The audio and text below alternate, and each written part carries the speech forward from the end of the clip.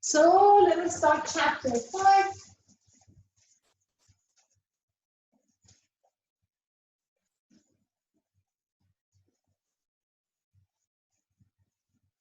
So today we're going to talk about a normal distribution, z-value,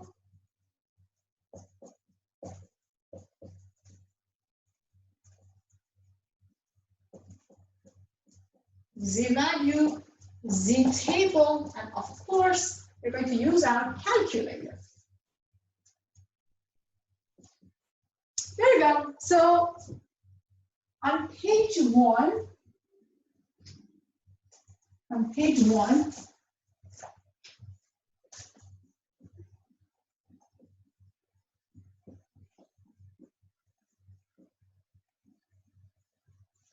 we actually have a bell-shaped graph. But before talking about that bell-shaped graph, let us review the variables. You have two types of variables, countable, discrete. One of the important discrete probability is actually binomial distribution probability, and we have continuous variable as well. For continuous variable, we're using a normal distribution.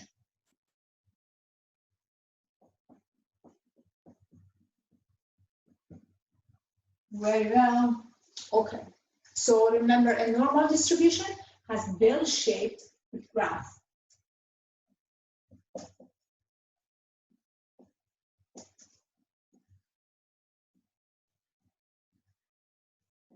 The graph is like this.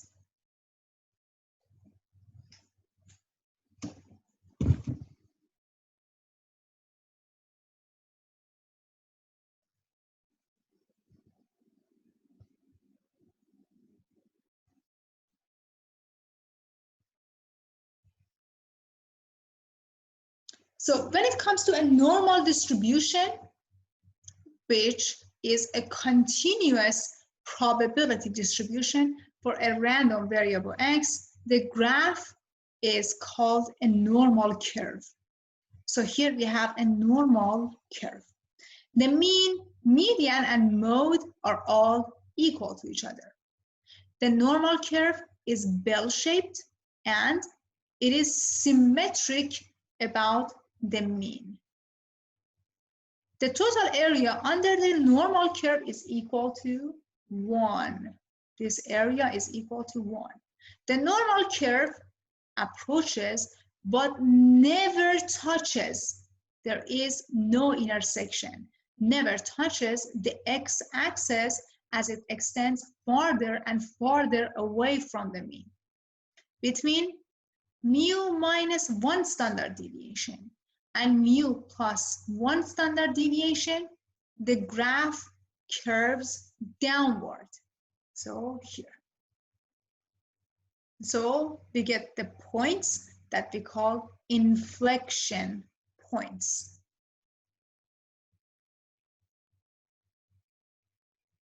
You have learned that a discrete probability distribution can be graphed with a histogram.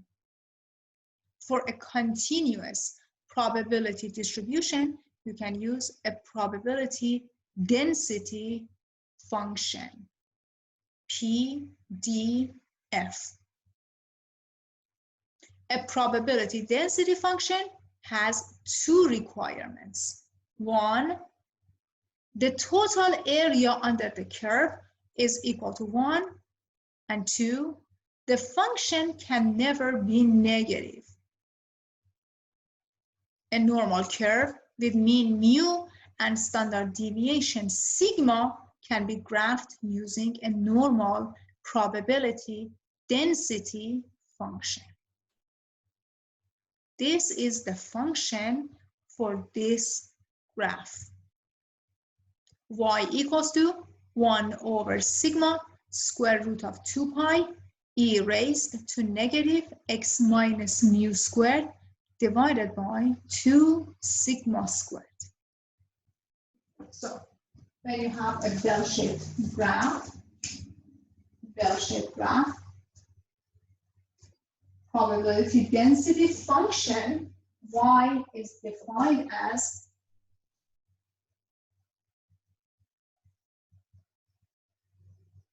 one over sigma 1 over sigma times square root of 2 pi times e raised to negative x minus mu squared divided by, just make sure they are not touching, 2 sigma squared. This is the function that gives you the graph of a normal distribution.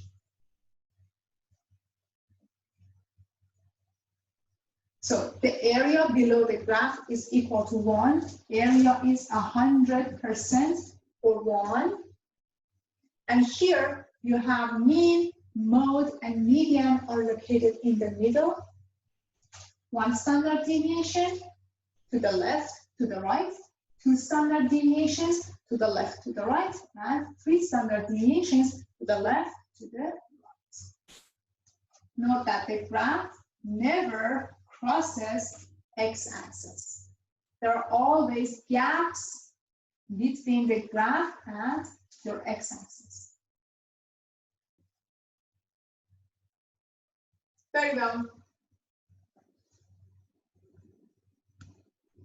So this is called probability density function. Probability density function. Very well. I have a question. The area equal. Very well. One example for you. In this example, we have 2 graphs. I want you to compare the mean and standard deviation of these 2 graphs.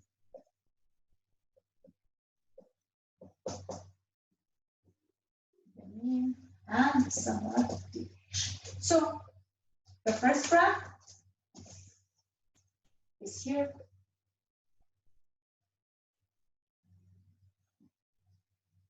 It's normal, it's a little skewed.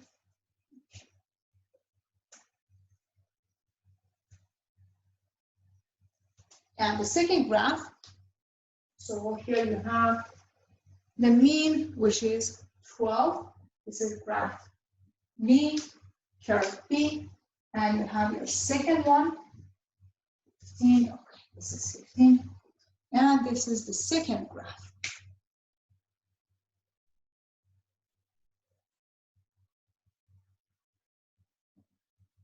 So which one has higher mean? Which one has higher mean? Is it A or is it B? What is the mean of A? What is the mean of B? Mean of A, mean of B. Which one is higher? What do you think? A. Mean A, very good. Mean A is equal to 15. Mean B is equal to 12. 12 is less than 15. 12 is less than 15. Okay. What about standard deviation? Which one is more varied?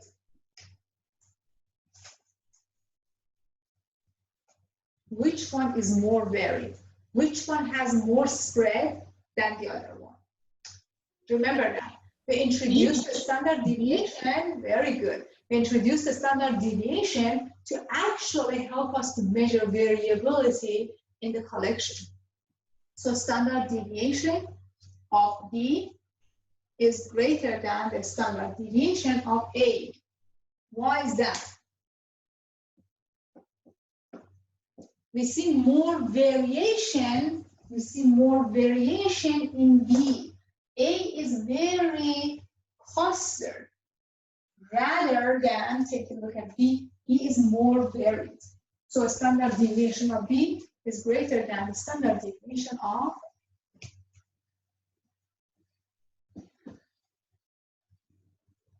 very well. So what's the use of z-value?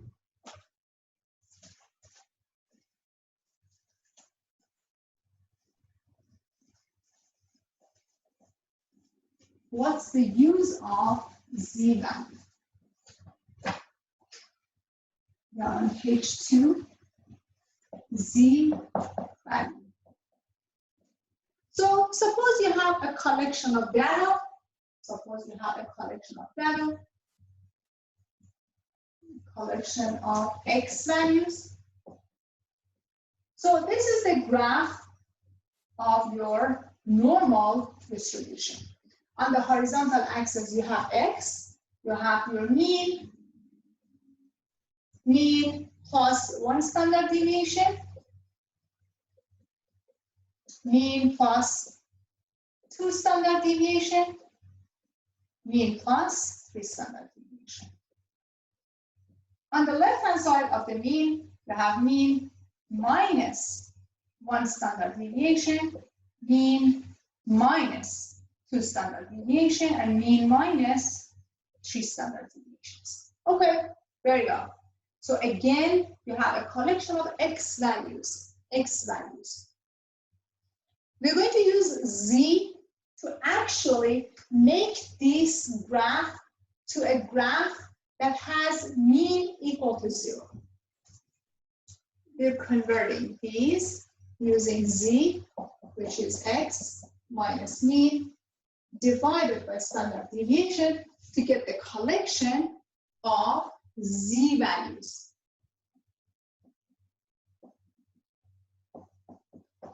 Z values. Okay, so we are just taking this graph, on the horizontal axis. We're going to have z values, and here you have the graph of your normal distribution. Now, remember that if we plug in mean here, mean minus mean is 0 divided by standard deviation gives you 1. So now your mean is equal to 0. Next value is mean plus 1 standard deviation. Mean plus 1 standard deviation minus mean is standard deviation over standard deviation, which is equal to 1, 2, 3, -1, -2, and -3. This is called standard normal distribution.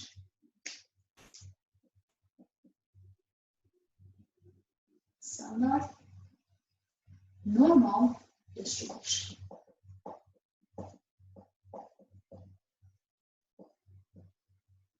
The area for both of them is equal to 1.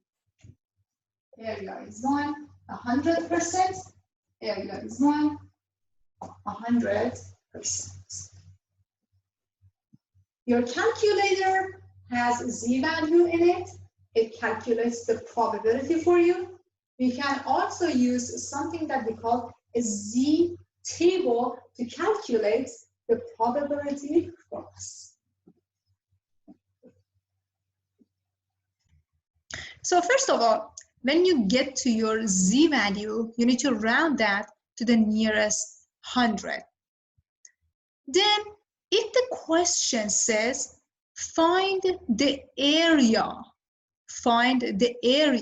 that corresponds to a z-value, first, you can use standard normal table, or you can use your calculator.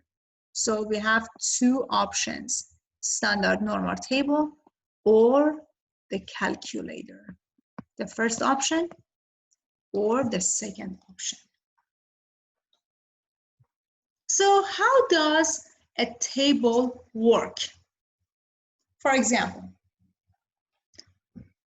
if you have z-value equals to 1.15, suppose you had your x, you calculated the z-value for your x, And this is the z-score that you have. You have a table. It has first column. It has first row. This table is posted on Canvas for you. Let me just show you how to find the area or the probability to the left of 1.15. Then we go over the rest of the numbers. So suppose you have z equals to 1.15.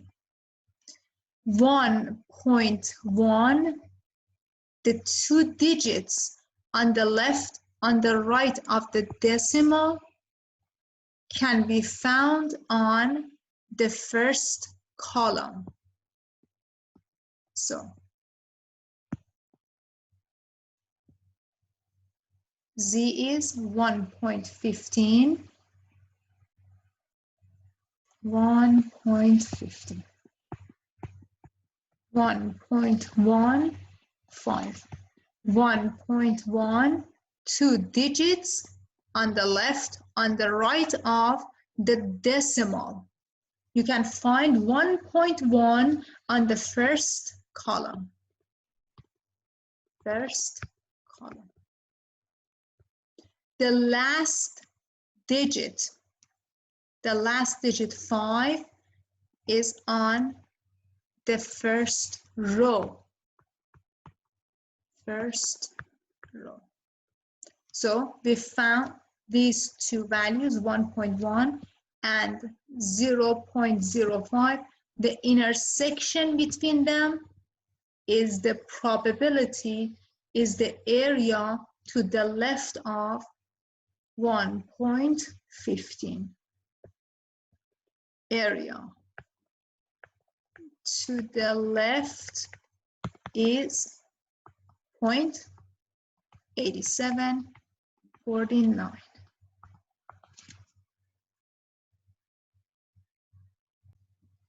Very well. On page 3, we have this example for you. The example says find the cumulative area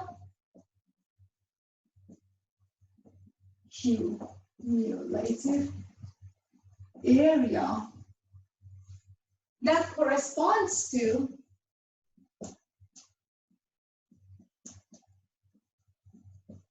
z equals to 1.15.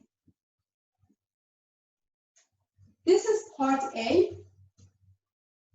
So 1 and 2. Find the cumulative area that corresponds to z equals to negative 0.24. Okay, guys. Very well. We have two different methods. We can either use the z table. So by looking at our z table, on the first column, we have to find 1.1, two digits to the left and right of the decimal. So first column, and 5 on the first row. Okay, so you have to find 1.1 and you have to find 0.05. Then the intersection between them is the area. Let's take a look at our table.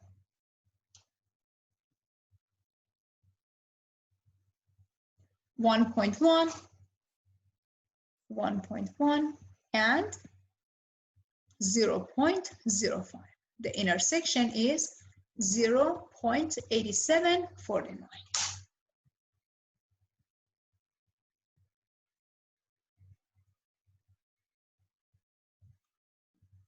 Zero point 8749. Or we can use the calculator. Or calculator. Go to second, vars, find normal CDF. Normal CDF. Normal CDF, then you have to have the following information. Your lower limit is -1 e to 99. Your upper limit is the z value that you have, which is 1.15. 1.15. Mean is 0 and standard deviation is 1. Then enter, you get your information. When you enter, the probability or the area to the left-hand side of z is actually 0.8749. This is the area to the left-hand side of z. What do I mean by that? So remember that the standard normal distribution has mean 0, 1 standard deviation, 2 standard deviations, 3 standard deviations to the right, 1 standard deviation to the left, 1 standard deviation to the left, another one, and 3 standard deviations to the left. Very well. What is this z? Z is 1.15. 1.15. So 1.15. 1.15. 1.50. It's almost here. This is your z value. Z value. The area to the left is not 1. It's not 100%, but it is almost 87%. 0.8749. This is the probability or area to the left-hand side of z, where z is 1.50.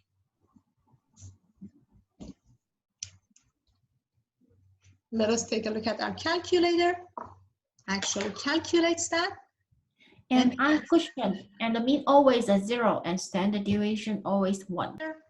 So let us turn it on. Our z is 1.15. So let us turn on the calculator. Here, I just want to clear the whole thing. Second, vars, you find normal CDF because you want to find the area to the left. So normal CDF, enter.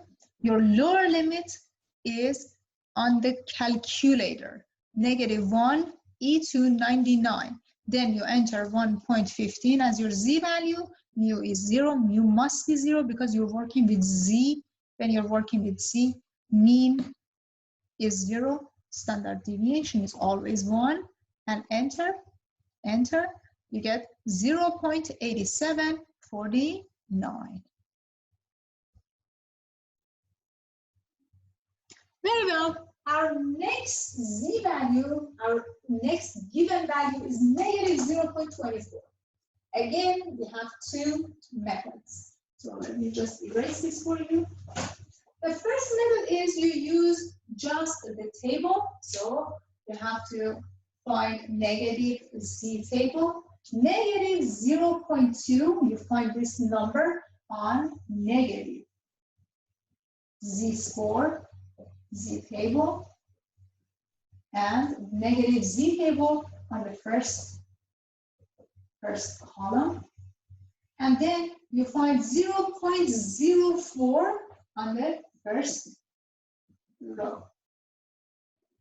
So on the first column you have 0.2, and remember that you have to have a negative table, and on the first row you have 0.0. The intersection between them gives you the area to the left. Guys, remember, I keep emphasizing to the left. The area to the right, the area in between are different. So in this case, the probability is equal to 0.4052. Or you can use your calculator. Let us use our calculator. Actually, see, we get the exact same value.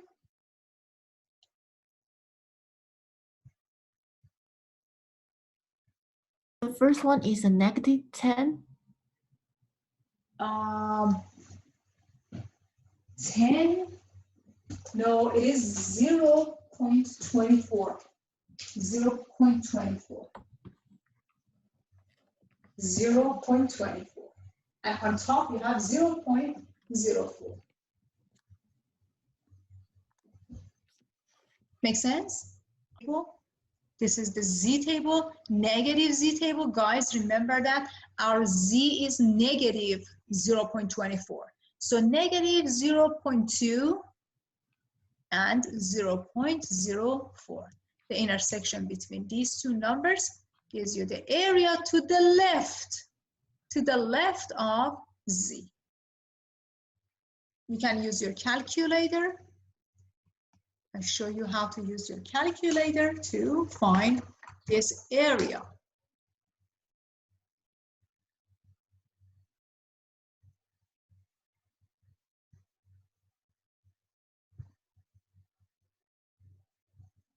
Okay, very well. So now our Z is equal to negative 0.24.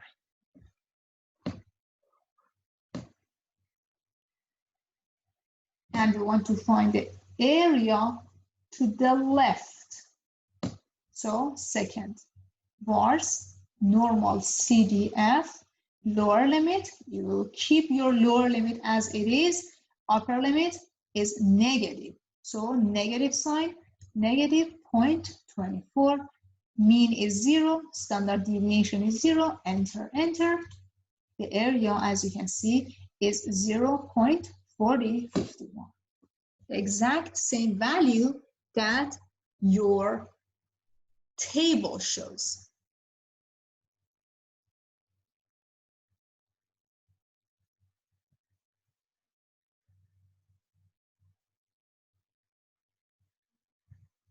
Okay, so where is this Z value?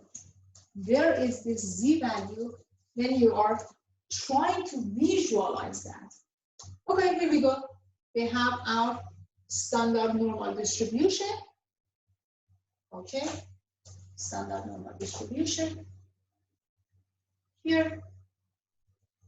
And the mean, we know that is 0, always 0. When you're working with Z, mean is 0, standard deviation is 1.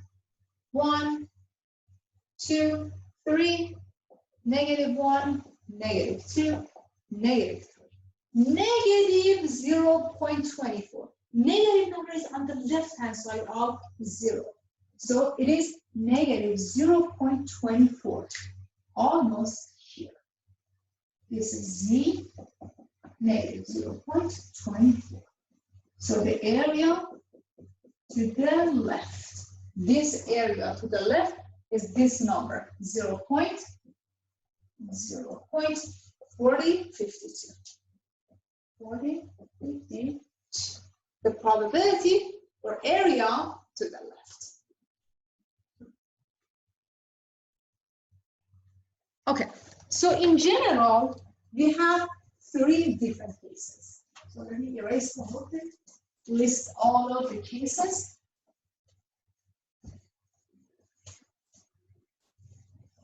Then we do a little bit of group activity until you feel comfortable about this. Okay, we're on page 4. So case 1. Case 1 says find the area to the left of Z. Find the area or find the probability. Later on, you see we have probability. Area or probability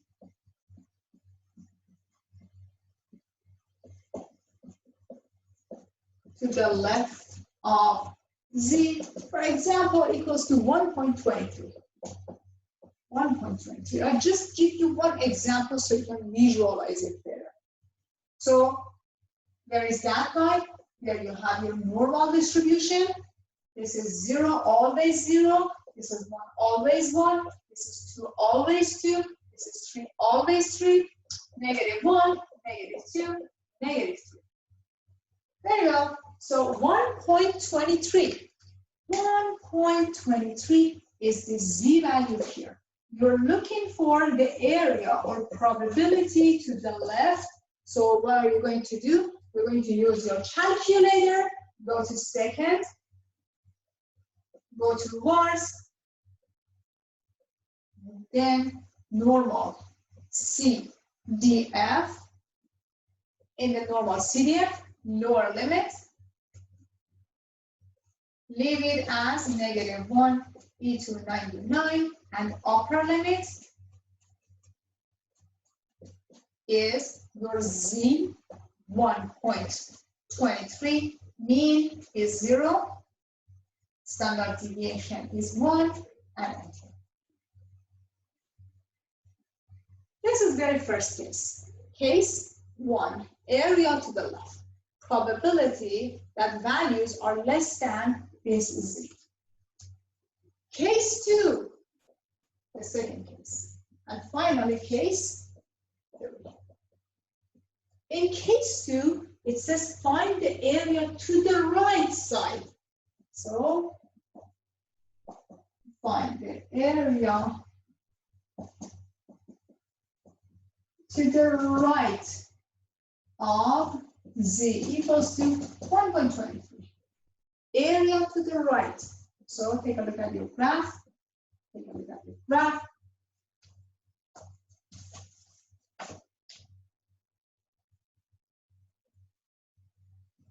So 0, always 0 when you're working with z. 1, 2, 3, negative 1, negative 2, negative 3. Where is z? Z is 1.23. So our z is almost here. Okay. Area to the right. Area to the right. So in this case, you're going to again use your calculator. So second, go to vars, normal CDF,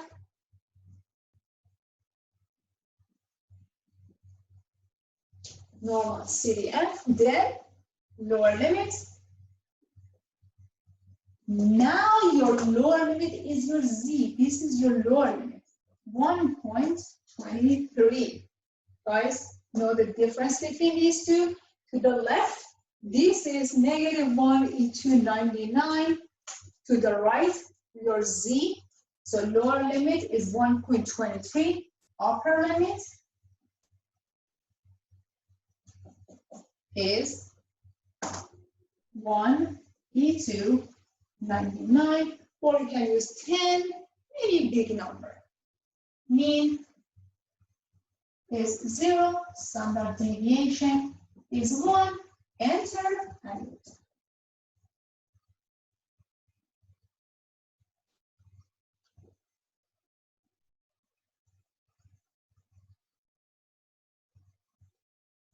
And finally, last case. In the last case, it says find the probability or area in between.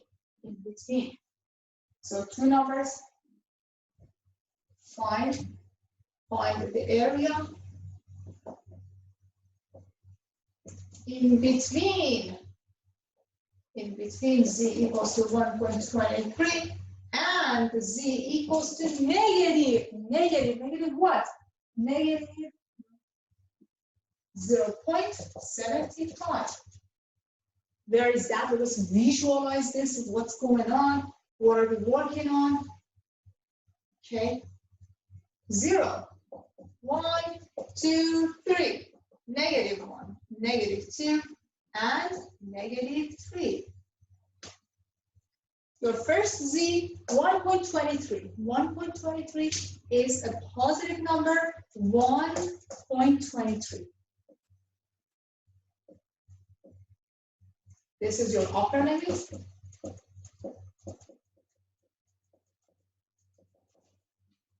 The next one, negative 0.75.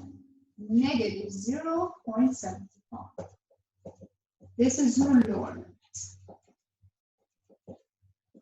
And you're looking for the area between these two. So what we're going to do, we're going to use your calculator. Second. Professor, Go ahead. I think the image changed. Really? No.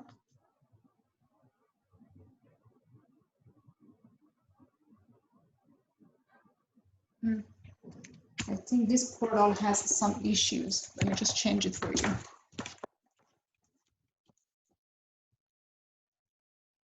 Okay, so you go to your calculator, second was,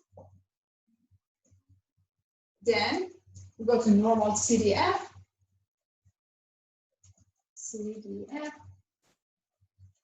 After that, you have your lower limit. So for lower limit, you have your negative 0.75. For your upper limit, 1.23, and enter. Mean is 0. Remember that your mean must be 0. Let me just write it down for you. Standard deviation must be 1. Enter. And then you have the probability, the area between these two numbers.